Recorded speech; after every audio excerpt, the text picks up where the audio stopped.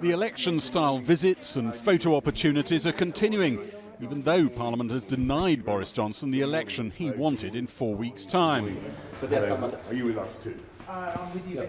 There's some staff here present. Today, though, he was stopped on a tour of a London hospital by a parent and Labour activist whose child was a patient there. There are not enough people on this ward. There are not enough doctors. There are not enough nurses. It's not well organised enough. Right. The NHS has been destroyed. It's been destroyed. It's been destroyed. And now you come here for a press opportunity. Well, actually, there's no press here. What do you mean there's no press here? Who are these people? Sir, we need to stop raising your voice now. A few yards down the ward, no reporters, but stills cameras snapped and a TV camera rolled. Well, that's not going to fix things now. It's a bit late, isn't it? Boris Johnson said, "We're actually here to find out what we can do to refurbish the hospital." And you're telling me there's no press here? Well, there's no press here. As far as I'm aware, this is not a... This is the press opportunity. You didn't invite the press here.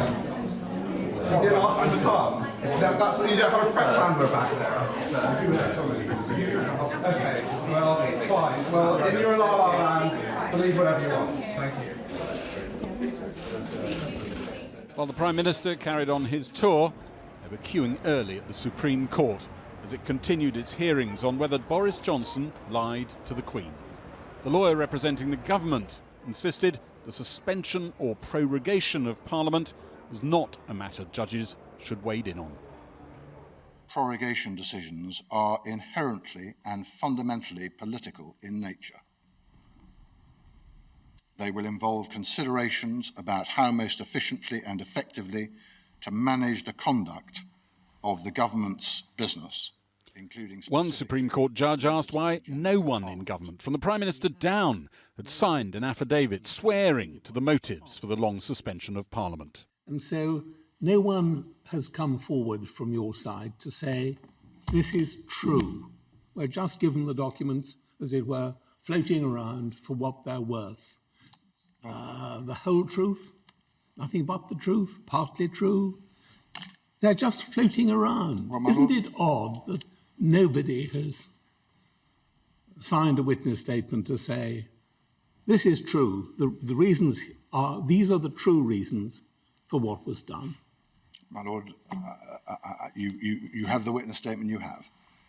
You have the witness statement you have. The lawyer representing the SNP MP, Joanna Cherry, tried a more combative approach with the court. My Lord Reid is looking perturbed and upset. I'm looking sceptical about that suggestion. There's no reason to look sceptical. You can look upset, but the fact is, read the documentation. One might not think that a government would engage in high politics or would engage solely in high politics as opposed to low, dishonest, dirty tricks. But I'm not sure we can assume that of this government, given the attitude which has been taken publicly by its advisers and by the Prime Minister himself to the notion of the rule of law. So, look perturbed, look upset, but don't look sceptical. Look at the documentation. Sitting beside him, the government's lawyer looked sceptical about the tactics.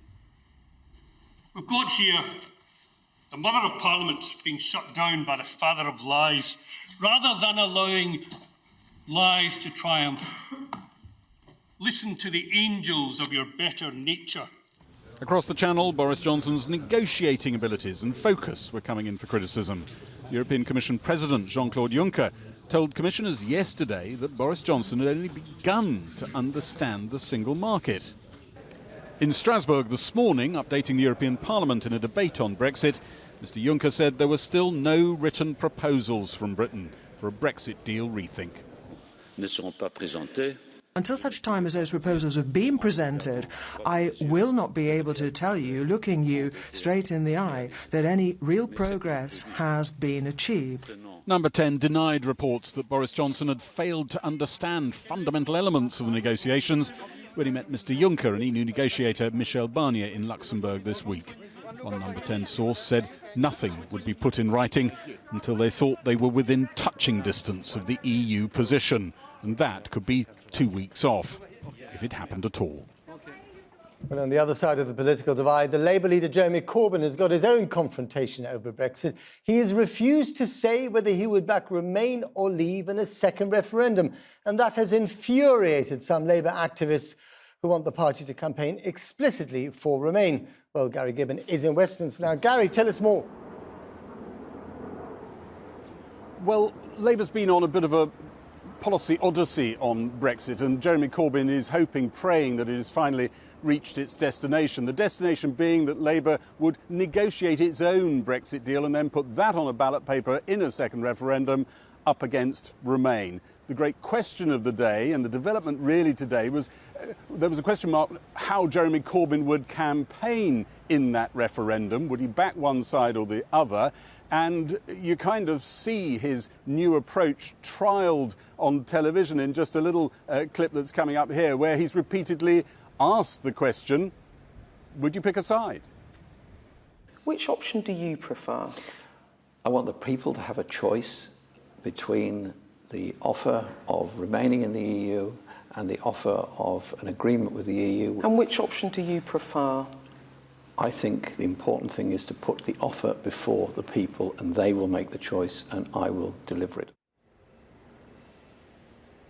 There are howls of anguish from pro-Remain activists in the Labour Party. That's the vast bulk of them who think this sort of ambiguity just won't work. It'll alienate both sides of the old referendum divide amongst the electorate. I'm told by people close to him that Jeremy Corbyn rather likes the idea of being the quiet, unifying force in the country. The trade unions certainly like where this policy has landed. The bulk of them have been hoping Jeremy Corbyn could put the stake in the ground here and not slide any more towards Remain. Labour's conference is, of course, coming up this weekend, and that'll be a test of how those activists behave with the new policy. They have dragged Jeremy Corbyn towards a second referendum, which he and some of the people closest to him, if you go back not so far in recent history, really didn't want. Do they really want to take him further than that? Are they up for that battle? I think the calculation of people around Jeremy Corbyn is that they hope those activists love Jeremy Corbyn even more than they love Remain. We'll begin to get a flavour of that